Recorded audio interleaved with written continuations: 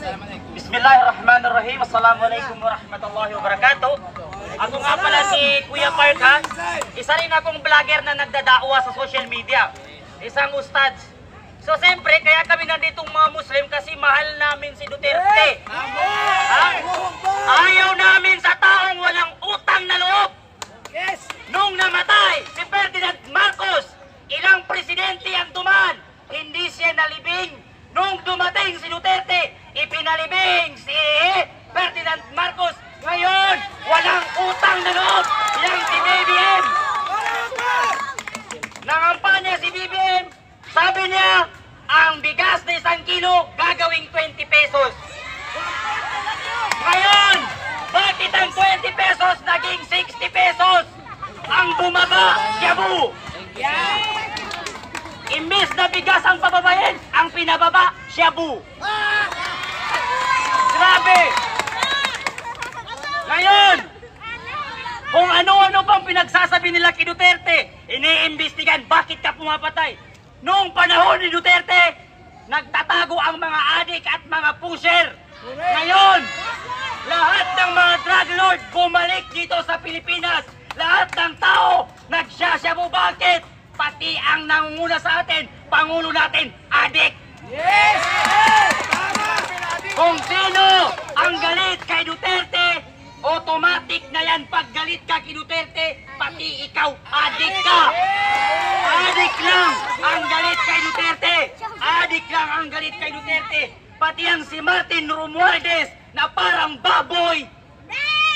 Kupal ka! Kupal ka para sabihin ko sa'yo. Pati yung asawa ni BBM na parang zombie kung maglakad. Pare-parehas kayong mga kupal. Kaming mga Muslim, lahat ng Muslim sa buong Pilipinas, supporter kami ni Duterte. Hindi kami papayag na mga Muslim na galawin nyo si Inday Sara, pati si Duterte. Loyal kami kay Duterte. Pati ang Senado, galit sa kay Duterte. Ibig sabihin, pati kayong mga nasa Senado, adik? Pati ikaw, Risa Ontiveros. Kung makaimbestiga ka kay Tatay Digong, akala mo Diyos ka. Pero yung 90 billion na kinurakot mo noong nasa PhilHealth ka pa, 90 billion, inurakot ni Risa Ontiveros. Imbestigahan mo muna ang sarili mo bago mo imbestigahan si Tatay Digong, Risa Ontiveros. Mas masahol ka pa sa COVID-19. Mga yawa kayo. Pati yan sa mga sa Quadcom na yan sa committee, may nalalaman pa kayong pa-imbestiga. Lalo na yung Atras Abante. Si Pastor Atras Abante, kalma lang kayo. Kasi ang taong galit sa pumapatay sa adik, automatic na yan, adik na rin yan. Eh kami, mahal namin si Duterte. Nagpapasalamat kami sa kaming mga ustads kay Duterte. Bakit?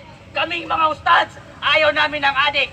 Dumating si Duterte, tinatay ang mga adik, kaya malaking pasasalamat namin. Ngayon, lahat kayong galit kay Duterte, matik na yan. Ako na nagsasabi, adik kayong lahat.